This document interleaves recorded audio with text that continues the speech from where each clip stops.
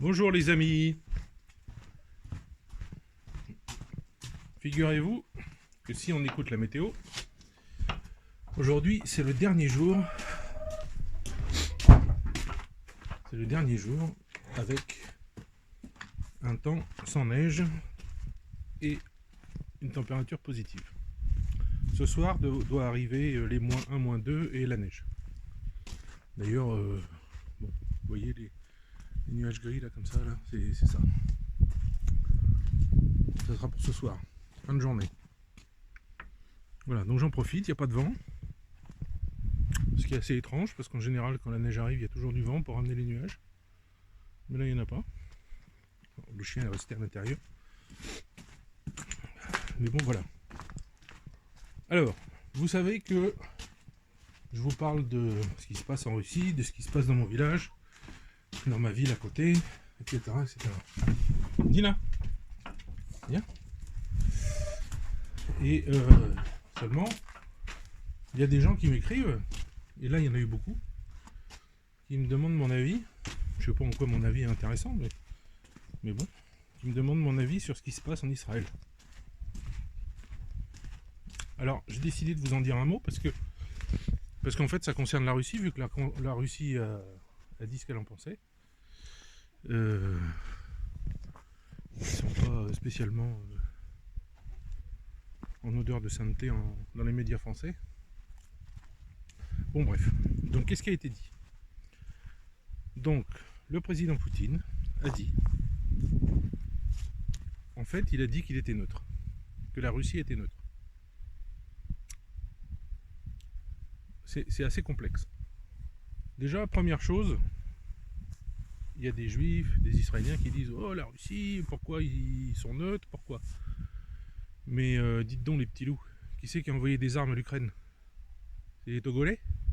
C'est le Cameroun? Non, c'est Israël. Donc vous venez pas couiner maintenant que la Russie est pas à vos côtés. Bah non. Hein. Bon, déjà. Oh, des champignons. Et ensuite, je pense, ça c'est mon avis à moi, la géopolitique actuelle voulant ça, la France ayant totalement abandonné sa position qui devrait être la neutralité, en fait c'est sa position historique depuis la fin de la Deuxième Guerre mondiale. On doit être neutre et amener les pays belligérants aux tables des négociations, etc. etc. Et ben j'ai l'impression que c'est la Russie qui a pris ce rôle. Que c'est la Russie qui a invité le Hamas en Russie pour leur demander qu'est-ce qu'ils veulent et leur faire peut-être des propositions, je sais pas, qu'ils vont proposer aux Israéliens. Ensuite, il y a des Israéliens qui sont venus, des ministres, ou je sais pas quoi là. Même chose, la Russie est en position centrale. Bon, on est bien d'accord pour dire que ça les arrange bien. Ça fait chier l'Occident, ça fait chier les Américains. Bon, je pense qu'il y a un petit peu de ça aussi. On va être honnête. Mais dans l'absolu, alors comprenez une chose aussi, hein, très importante. En France, on a, à part Hubert Védrine et comment il s'appelle, celui qui était ministre des Affaires étrangères de Sarkozy, le grand avec les cheveux blancs, hein, j'ai oublié son nom. Philippe de Villiers, non, c'est pas ça, c'est pas Philippe de Villiers.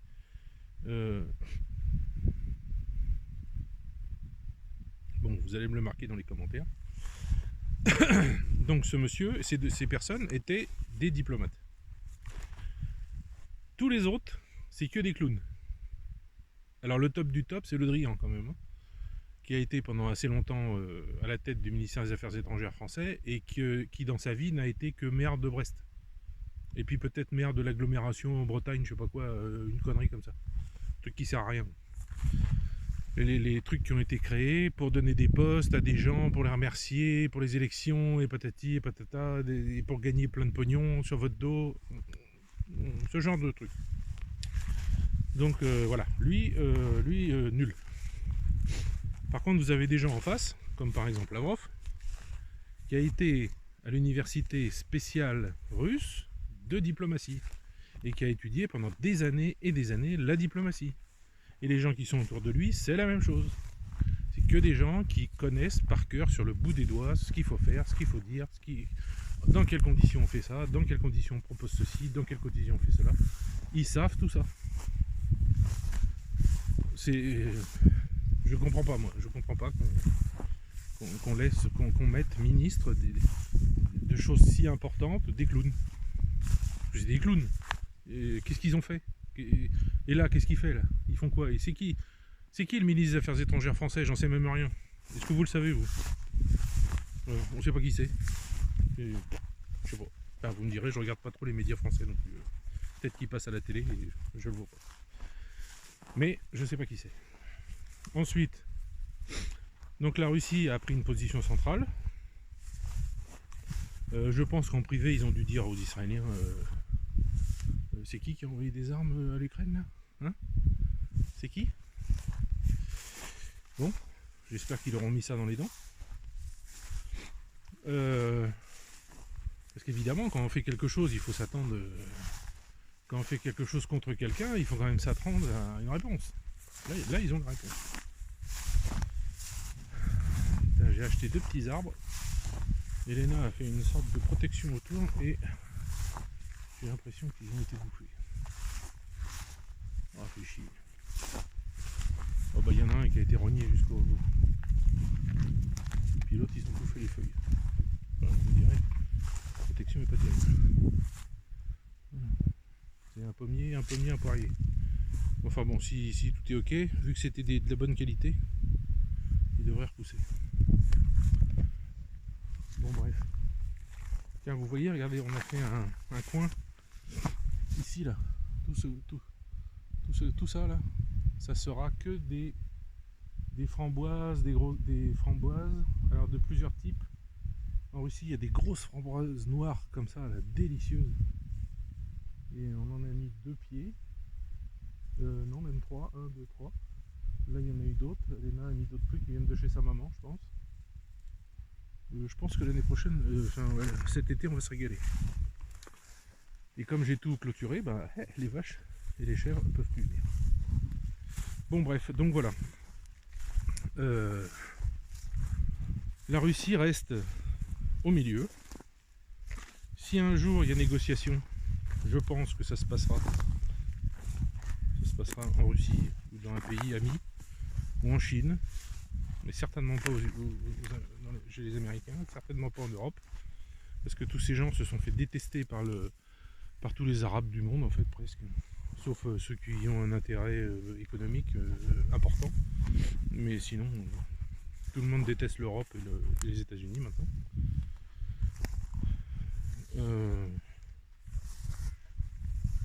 Donc voilà, c'est ce que je voulais vous dire. Il y a des vaches qui sont venues là, il y a des sabots partout.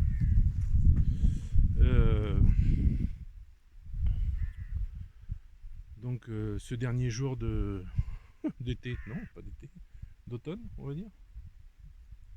Mais ce matin quand je suis sorti donner à manger aux bêtes à 5h, ça piquait un peu quand même. Hein. Je pense qu'il devait faire -1, -2. Donc voilà. Après, qui est-ce qu'il faut soutenir? En fait, il faut soutenir personne dans ce conflit, mais vraiment personne. Parce que les deux ont leur tort. Hein, les Israéliens qui disent oh, ils nous ont tués, je sais pas combien, 400 personnes. Bon, d'accord. Mais depuis 30 ans, ils ont tué combien de Palestiniens? Et on leur a demandé des comptes? On leur a dit quelque chose? Non, rien. Bon. Donc, il n'y a pas à soutenir ni l'un ni l'autre. Et la Russie a bien raison d'être neutre. Moi, j'ai toujours dit une chose, c'est que à la fin de la Deuxième Guerre mondiale, en 1946, on aurait dû donner l'Allemagne de l'Ouest aux Juifs. Et non pas une terre déjà occupée par quelqu'un. Là, elle était occupée par quelqu'un, mais par les gens qui les avaient massacrés. Donc, désolé, mais maintenant, c'est plus à vous. Donc, si vous n'êtes pas content, vous partez. Ils pouvaient aller en Allemagne de l'Est, si vous voulez. Donc, voilà. Ça aurait été une solution. Ça aurait été un truc possible, mais ça n'a pas été fait. Je pense que c'est parce que, déjà à l'époque, se pointait l'histoire de l'Europe. Et quand vous regardez bien qui a créé l'Europe, c'est beaucoup d'anciens nazis. Donc voilà.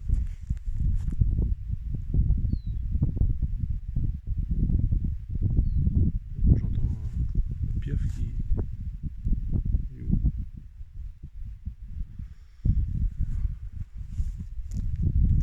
Donc voilà, ils auraient dû faire ça à l'époque. Au lieu de créer cette merde.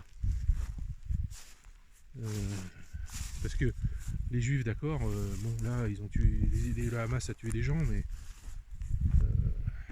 désolé les gars, mais quand on regarde la carte, ils bouffent la terre ils leur piquent leur terre avec les armes, sans que personne ne dise rien, depuis 50 ou 60 ans. Bon, vous allez me répondre, oui, quand il y a eu les accords, au début, entre les Arabes et les Juifs, les Arabes ont refusé de signer.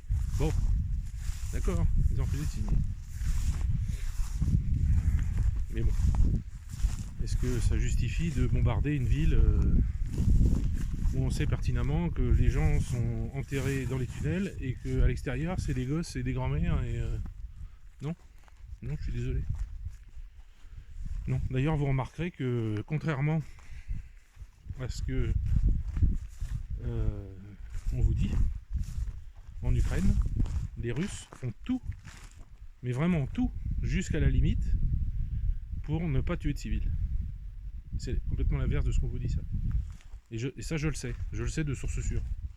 Tout est fait, les ordres sont donnés pour qu'un maximum de civils ne meurent pas. Comme un maximum de soldats russes ne meurent pas non plus. C'est pour ça qu'il y a si peu de pertes. Et non pas les 100... Qu'est-ce que j'ai entendu hier, 180 000 pertes russes. Et c'est presque... C'est la moitié de l'armée qui est là-bas, quoi. C'est n'importe quoi. Alors ça voudrait dire que les mecs ils tiennent 1200 km de front avec 180 000 hommes. Impossible. Impossible. Donc c'est bien des grosses conneries. Vous remarquerez d'ailleurs que tous vos généraux de plateau, LCI, BFM, tout ça, ils sont en train de retourner leur veste là en ce moment. Ils commencent à se rendre compte que ils ont raconté pas mal de conneries. Alors hier, plusieurs personnes m'ont dit qu'il fallait que je regarde la chaîne de Titelman. J'ai regardé, mais c'est un clown ce mec. Pour lui, même si les Russes arrivent à Odessa ou prennent Kiev et tout ça, les Ukrainiens peuvent encore gagner la guerre. Bon. Complètement zinzin. Si j'ai bien compris, c'est une hôtesse de l'air, quoi. Et puis, enfin bon, il fait sa chaîne, il fait ce qu'il veut. Moi, ça me regarde pas, je m'en fous. Juste qu'on m'a dit, regarde, bon, j'ai regardé, mais 5 minutes, quoi. Après, j'ai coupé parce que c'était n'importe quoi. Salut les jeunes! Putain, ils ont repris des plumes en peu de temps, hein, la vache. Même lui, là, le gros, là. Lui, là, lui. Il en avait perdu plein et tout est revenu. Ça pousse vite, hein. Et Pipipi, comment il va, Pipipi? Hein? Ah, il est là, Pipipi. Il est là. Pipipi. Ça s'entend bien avec les autres coqs, hein. C'est bizarre, hein, parce que l'autre coq qui venait de la mer d'Elena, qui a disparu d'ailleurs. Je me demande si c'est pas l'aigle de l'autre fois qui l'a bouffé avant. Ça faisait 2-3 jours que je le voyais plus. Et là, ça va faire 3 semaines que je l'ai pas vu, donc bon, c'est fini. Il était mal vu, lui. Il se faisait chasser. Tandis que le petit père, là, lui, il est bien accepté par les deux autres. Donc du coup, je vais le garder. Parce qu'il est gentil comme tout. Bon, voilà. Donc je vous parle de ça. J'étais venu pour vous parler du conflit en Israël. Moi, ce qui me fait chier, c'est pour les... Bon, si vous voulez, les images, les trucs bombardés, ils disent que c'est machin qui a fait, ils disent tout ça. Je ne crois à rien de tout ça. C'est que des mensonges. Tous. Ils mentent tous parce qu'ils savent qu'il faut faire chouiner... la grand-mère dans sa maison en Europe qui regarde la télé pour que les gouvernements éventuellement... alors là, bah, ça a marché, parce que vous voyez, il y a manifestation de comment ça s'appelle là, il y a un parti politique français là, où c'est que des guignols. Merde. LFI. Non, ouais, si c'est ça. NUPS.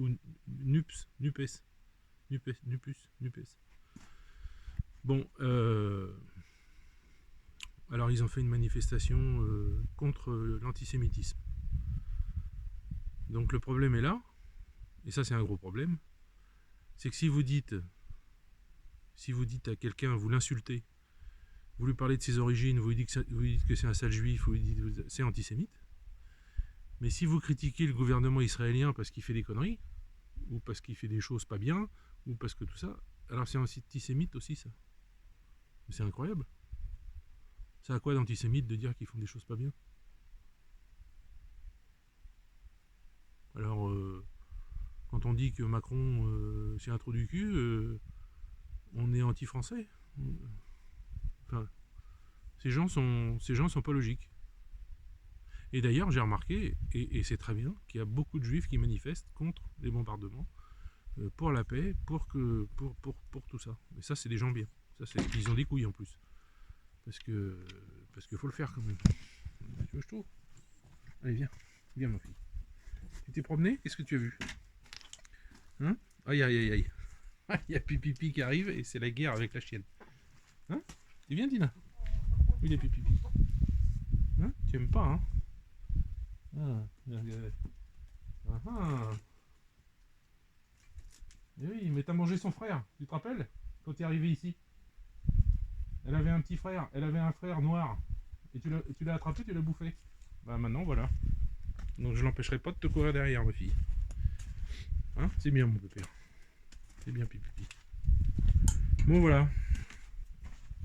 Du coup, l'autre est séparé. Donc, très bien. Et ben, écoutez, j'ai vu que beaucoup de gens avaient regardé et commenté la vidéo que j'ai faite hier pour les femmes et les mères de soldats, mais c'est pas pour ça que j'ai reçu des dons.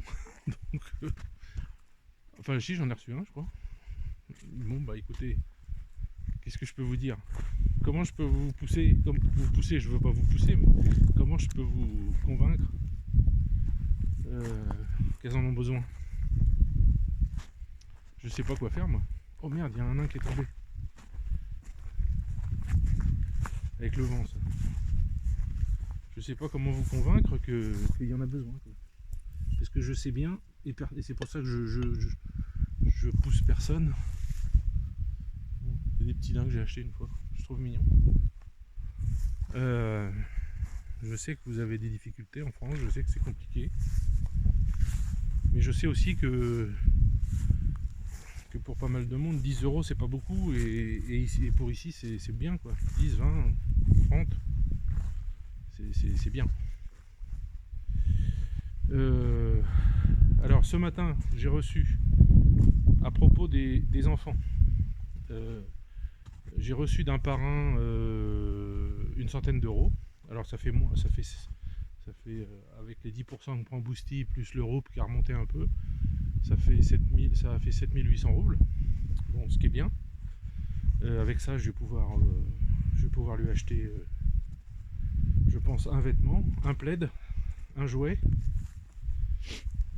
peut-être des godasses, je sais pas, on verra. Donc c'est bien, ça c'est super. S'il y en a d'autres qui peuvent faire, bah n'hésitez pas, faites-le. Les gamins ils en ont besoin. Vous voyez, par rapport à chez moi, ils habitent là. Voilà. Donc c'est une maison, quand vous rentrez à l'intérieur, il y a plein de grandes pièces, c'est vachement grand, mais il y a aucun meuble. Il y a des lits, il y a une table dans la cuisine, au milieu d'une énorme cuisine, avec des meubles de cuisine qui doivent avoir 50 ans. Enfin bon. Donc voilà, bah écoutez, petite vidéo de 20 minutes quand même. Et ben je vais vous laisser. Je vais aller chouchouter mes chèvres. Parce qu'elles vont pas sortir pendant un certain temps. Là. Donc je je vais aller leur donner 3 bricoles à manger. Et puis voilà. Allez, je vous laisse. Je vous souhaite une bonne journée. Et puis, on est quoi aujourd'hui? On est jeudi, donc bientôt le week-end. Ah, pour moi, ça change rien. Moi, je suis en vacances tous les jours, vu que je suis heureux ici. Donc, travailler, pas travailler, c'est les vacances. Voilà. Allez, bye!